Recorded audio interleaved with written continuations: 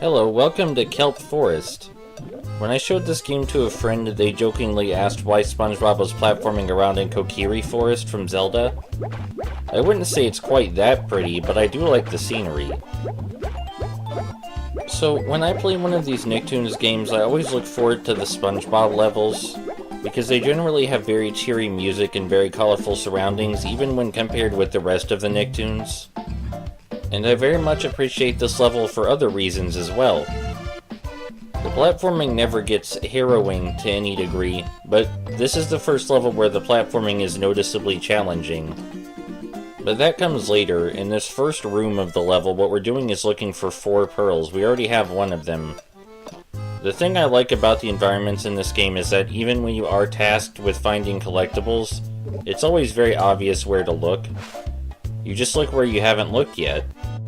And I know that seems very obvious, right? But the environments in this game are so small that where you haven't looked yet is very easy to narrow down.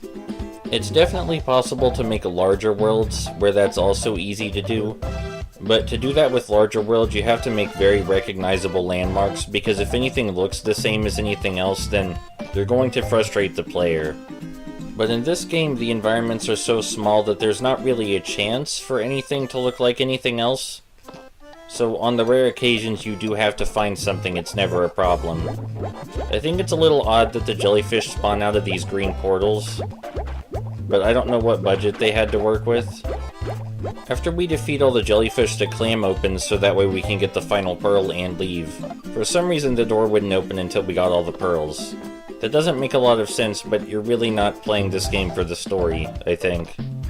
I hope not.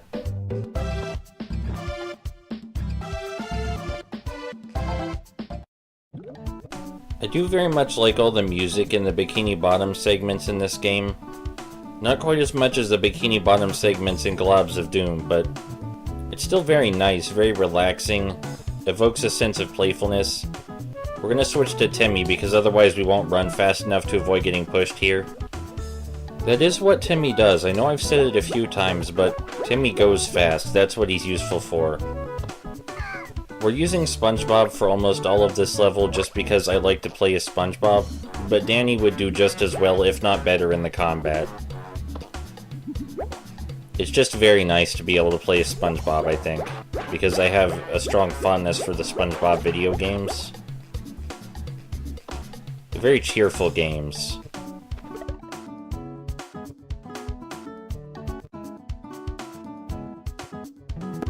Very odd button that is, performs a very curious function, but it allows us to move forward, so I probably shouldn't complain too much. Again, we're going to switch as Timmy to avoid getting pushed off the ledge.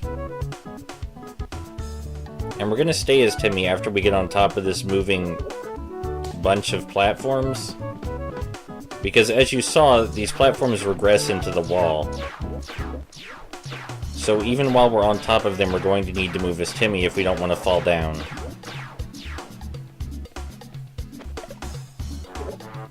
Shocking amount of buttons just kind of lying around in the Kelp Forest. I do think it was a strange decision to include the Kelp Forest in this game instead of Jellyfish Fields. That was close, we almost didn't make it. But I very much support their decision to include Kelp Forest, and this is just a hypothesis, but I think part of the reason they chose Kelp Forest over Jellyfish Fields is because Kelp Forest is, well, it's inherently enclosed. It has walls everywhere in the form of kelp. So it fits a lot better than Jellyfish Fields would, because Jellyfish Fields is open, you know, they're fields, but Kelp Forest is a very enclosed place. So it fits a lot better with the game's limitations, I think. As for this room in particular, our job is to scale a cliff using SpongeBob's bubble power and later Jimmy's jetpack power. It's very simple. Just requires the bare minimum amount of management for your power-up meter. Anyone should be able to do this, I think. It's still a very nice change of perspective to go to a two-dimensional view to climb up this cliff. It feels a little bit like filler, but at the same time you rarely use SpongeBob's bubble power outside of a boss battle and some very specific situations where going straight vertically is a necessity. But being able to talk about filler and level design at all is very nice for a Nicktoons Unite game, because the console version, it very much has filler, I think is a nice way to put it. So the fact that filler is something of note in this game, I think that's a positive. That filler just isn't an accepted part of the game. That being said, I wouldn't necessarily say filler is ultimately what decides whether level design is any good, because Globs of Doom doesn't have very much filler in it at all, but it's probably the most repetitious of all the Nicktoons games. Yeah, I did actually just say that. It's probably more repetitious than Nicktoons Unite on consoles. But there are other reasons that Globs of Doom is a lot more tolerable.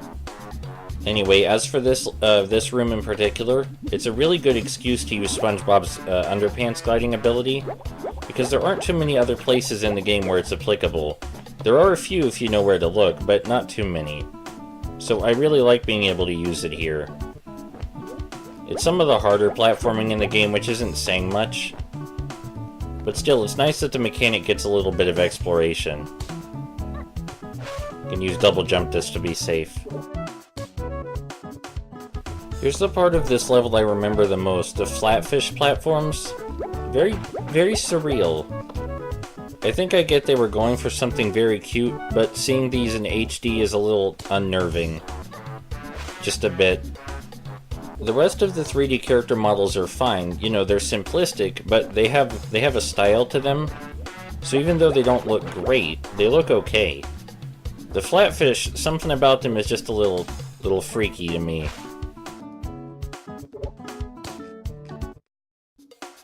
Okay, it's time for the last room and the hardest platforming in the level. For some reason, this room gets its own song, which I don't quite understand. These flatfish are really freaking me out. The way they move is just very unnatural, and so is everything else about them. And I don't like it. I really don't. I have to wonder why SpongeBob's bubbles are so strong that they can damage people. Is it because the bubbles are nice and bad guys can't stand nice things? Is that why they hurt? I'm going to go with that. Though again, like I said, this isn't really a game you should be playing for the story. It's not even weird like the other Nicktoons games, it's just kinda bland.